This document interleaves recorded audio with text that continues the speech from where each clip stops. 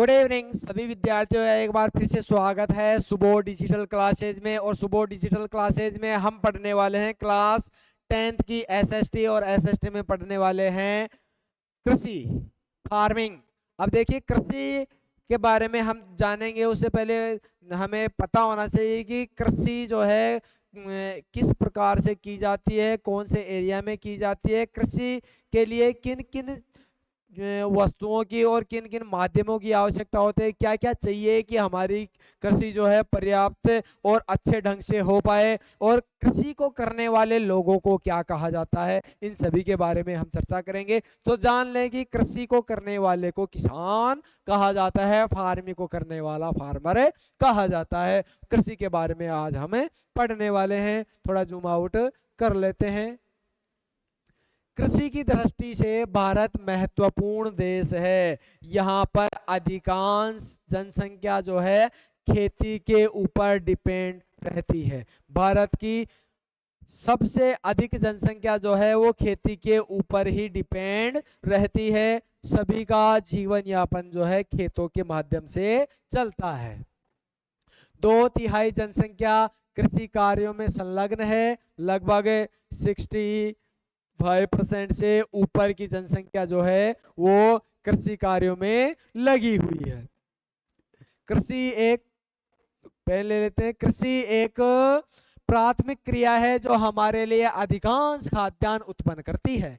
खाद्यान्नों के अतिरिक्त यह विभिन्न उद्योगों के लिए कच्चा माल भी पैदा करती है। इसके अतिरिक्त कुछ उत्पादों जैसे चाय, कॉफी, मसाले इत्यादि भी निर्यात किया जाता है। देखो, कृषि के माध्यम से हम किन किन चीजों का उत्पादन करते हैं, उनमें सबसे पहले हैं अनाजें। अनाज अनाज अनाजों के अंतर्गत क्या क्या आते हैं? गेहूं, अनाज जिनमें गेहूं, बाजरा, ज्वार,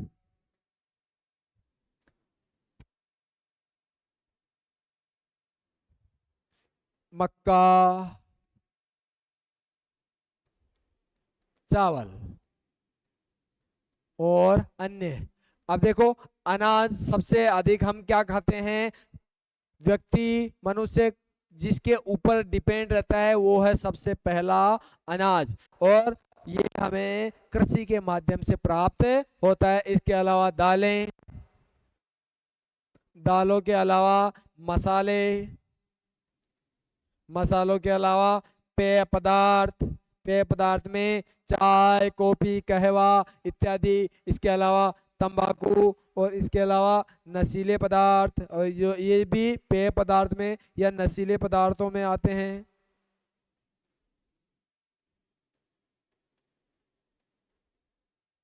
रेसे, इस प्रकार की कई चीजों का उत्पादन जो है कृषि के माध्यम से किया जाता है। चलिए आगे बढ़ते हैं।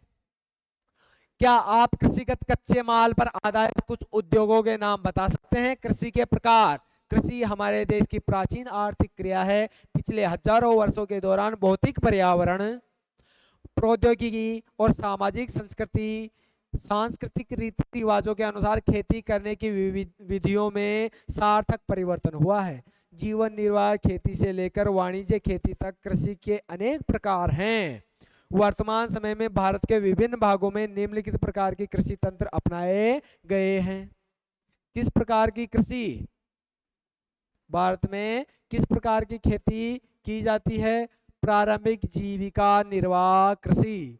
इस प्रकार की कृषि भारत के कुछ भागों में कभी भी की जाती है। प्रारंभिक जीवन निर्वाह कृषि भूमि के छोटे टुकड़ों पर आदिम कृषि और औजारों जैसे लकड़ी के हल, डाओ और खुदाई करने वाली छड़ी तथा परिवार अथवा समुदाय श्रम की मदद से की जाती है। इस प्रकार की कृषि प्राय मानसून मृदा की प्राकृतिक उर्वरता और फसल उगाने के लिए अन्य पर्यावरणीय परिस्थितियों की उपयुक्तता पर निर्भर करती है।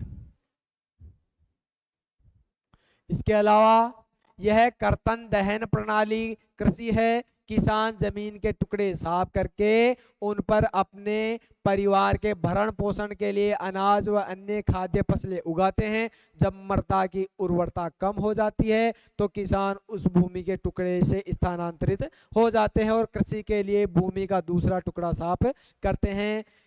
तो कृषि के प्रकारों में सबसे है प्रारंभिक जीविका निर्वाह प्रणाली। प्रारंभिक जीविका निर्वाह प्रणाली मतलब खाने जितना अनाज और खाने में काम में आने वाली जो जितनी भी वस्तुएं हैं वो खाने जितनी हो जाए, बस हमें उतना ही कार्य करना है। तो जो आदिम जनजातियां हैं, जो घुमंतु जनजातियां होती है प्राचीन समय में, वो क्या करती है कि एक जगह से दूसरी जगह, दूसरी जगह से तीसरी जगह, तीसरी जगह से चौथी जगह, ऐसे जगह परिवर्तन करती रहती है। और जगह परिवर्तन कब करती है और एक जगह पर कितने समय तक टिकती है, इसके बारे में थोड़ी सी चर्चा कर लेते हैं। कि कोई जनजाति एक जगह से यहाँ पर आके रहने लग गई, यहाँ पर उन्होंने जो है जंगलों से पेड़ों को काटा और इतनी जगह साफ कर ली। और इस परिवार में जो है मान लीजिए 10 लोग आए, ठीक है, 10 लोग आए तो 10 उनको पता है कि 10 लोग कितना भोजन करते हैं, उसी के हिसाब से उन्होंने पेड़ों को काटा और जगह साफ कर ली ताकि 10 लोगों जितना अनाज और अन्य सामग्री उत्पन्न हो जाए। बस उतना जंगल साफ किया और जो है उसमें लकड़ी का हल क्या काम में लिया, लकड़ी, इसके अलावा लकड़ी की कुदाली और जितने भी सामग्री थी सभी लकड़ी की सामग्री काम में ली। किसके लिए, खेत को साफ करने के लिए, पेड़ों की कटाई के लिए, सभी चीजें। और फिर जो है लकड़ी के भी हल बनाए, लकड़ी की कुदाली बनाई और इस खेत को जो है गोज दिया। क्या है, इसकी खुदाई कर दी, बिल्कुल खुदाई करके इसको जो है अच्छे से फसल और बीज रोपण के लिए तैयार कर दिया। इसके बाद में क्या हुआ कि उन्होंने जो है इसमें बीज रोपण कर दिया। बीज रोपण करने के बाद इसमें जो है नई नई जो है फसलें इसमें उग गई, फसलें उग गई, फसलें उग गई, फसलें उग गई। अब फसलें उगने के बाद इन्होंने जो है फसलों से अनाज और अन्य फसलें हुई, सब्जियां हुई, जितनी भी चीजें हैं उन्होंने इसको अपना भरण पोषण कर लिया। फिर अगले साल फिर से उन्होंने इसमें खेती की, फिर अपना कार्य चला लिया। फिर अगले साल फिर मेहनत की, फिर से अनाज बोया और फिर अपना काम चला लिया। फिर अगले साल उन्होंने अनाज बोया लेकिन उतनी पैदावार नहीं हुई, पैदावार में कमी आ गई। क्यों कमी आ गई, क्योंकि जमीन की जो उर्वरा क्षमता थी वो कम हो गई। क्या हुआ, उर्वरा कम हो गई। तो उनको पता चल गया कि अब जो है इसमें अनाज पैदा कम होगा, तो क्या करेंगे, इस साल अनाज कम पैदा हुआ तो यहाँ से वो उठकर किसी दूसरे स्थान पर चले जाएंगे और वहाँ फिर से जंगलों को साफ करेंगे और नया खेत बनाएंगे, वहाँ खेती करेंगे। जब तक भूमि की उर्वरा क्षमता है तब तक वहाँ खेती करेंगे और अपना भरण पोषण करेंगे। इसी को कहते हैं आरंभिक जीविका निर्वाह कृषि।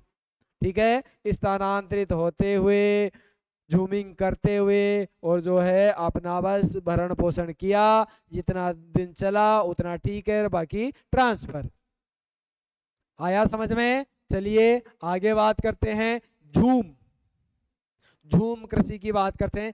कर्तन दहन प्रणाली कृषि को मैक्सिको और मध्य अमेरिका में, मिल्पा वेनेजुएला में, कोनुको ब्राजील में, रोका मध्य अफ्रीका में, मसोले इंडोनेशिया में, लदांग और वियतनाम में रे के नाम से जाना जाता है। ये झूम कृषि को अलग अलग देशों में अलग अलग नामों से जाना जाता है। भारत में भी यह प्रारंभिक किस्म की खेती अनेक नामों से जानी जाती है। जैसे मध्य प्रदेश में बेवर बेबर या दहिया, आंध्र प्रदेश में पोडू अथवा पेंडा, ओडिशा में पामाडाबी या कोमान या बरिंगा, पश्चिमी घाट में कुमारी, दक्षिणी पूर्वी राजस्थान में वालरे या वाल्ट्रे, हिमालय क्षेत्र में खिल, झारखंड में कुरुआ और उत्तर प्रदेशों में झूम कहा जाता है। जिस हम कृषि की बात कर रहे हैं ना, कौन सी कृषि? प्रारंभिक जीविका निर्वाह, जंगलों को साफ करके और उनमें खेती करना झूम कहलाता है, झूमिंग कृषि कहलाती है। मतलब प्रारंभिक जीविका निर्वाह कृषि को ही झूमिंग कृषि कहते हैं और इसको अलग अलग देशों में अलग अलग नामों से जाना जाता है। तो देखिए मैं एक लिस्ट बना देता हूं, उसके अनुसार आप झूमिंग कृषि, झूम कृषि जो है भारत में उत्तर प्रदेश में कहते हैं, उत्तर प्रदेश में झूम कृषि कहते हैं। भारत के अलग अलग राज्यों में इस झूम कृषि को जो है अलग अलग नामों से जाना जाता है। जैसे झारखंड में, झारखंड में इसको कुरुआ कहते हैं, कुरुआ कहा जाता है झारखंड में। इसके अलावा दक्षिणी पूर्वी राजस्थान में वालरे, क्या कहा जाता है? वालरे, राजस्थान ही लिख देते हैं, राजस्थान में। ठीक है। इसके अलावा पश्चिमी घाट में कुमारी,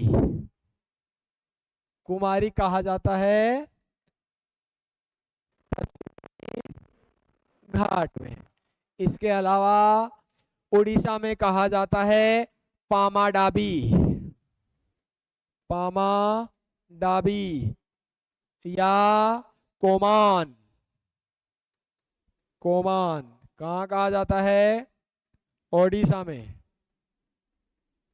इसके अलावा ओडिशा के अलावा यहाँ पर आंध्र प्रदेश में कहा जाता है पोडू, पोडू या पेंडा, कहाँ कहा जाता है?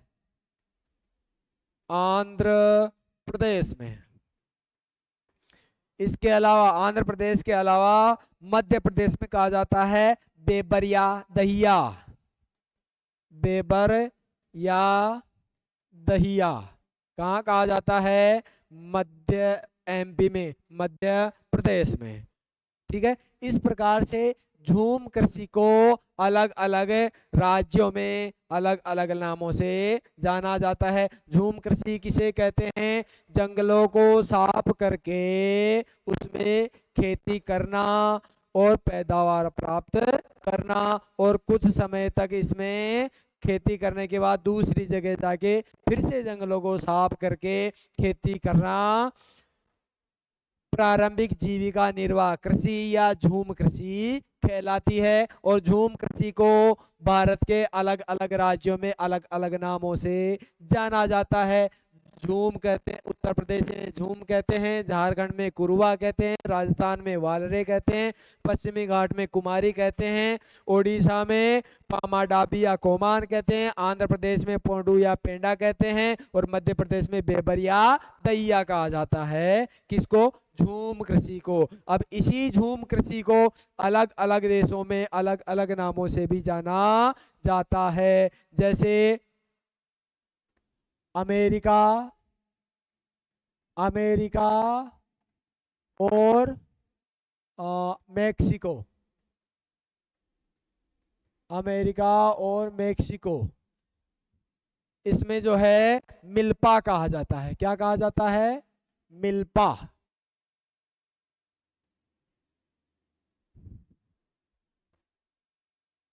अगला है ब्राजील में, ब्राजील में लोका कहा जाता है। क्या कहा जाता है? लोका, लोका या रोका।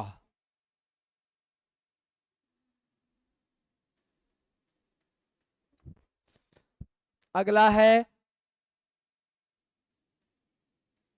मध्य अफ्रीका। अफ्रीका में जो है इसको मसोले कहा जाता है, मसोले। मध्य अफ्रीका में झूमिंग कृषि को कहा जाता है मसोले। इसके अलावा इंडोनेशिया, इंडोनेशिया में इसको लदांग कहा जाता है। क्या कहा जाता है? लदांग। ठीक है। और वियतनाम में इसको वियतनाम, वियतनाम इसमें इसको रे के नाम से जाना जाता है। देखिए अलग अलग देशों में झूमिंग कृषि को अलग अलग नाम से जाना जाता है। जैसे अमेरिका और मैक्सिको में मिल्पा कहते हैं, ब्राजील में रोका कहते हैं, मध्य अफ्रीका में मसोले कहते हैं, इंडोनेशिया में लदांग कहते हैं और वियतनाम में इसको रे कहा जाता है। ठीक है, समझ में आया? झूम कृषि को भारत के अलग अलग राज्यों में किस नाम से जाना जाता है और विश्व के अलग अलग देशों में किन किन नामों से जाना जाता है। चलिए आगे बढ़ते हैं, अपने चैप्टर को आगे बढ़ाते हुए चलते हैं। रिंझा असम में डिफू के बाहरी क्षेत्र में अपने परिवार के साथ एक गांव में रहती है।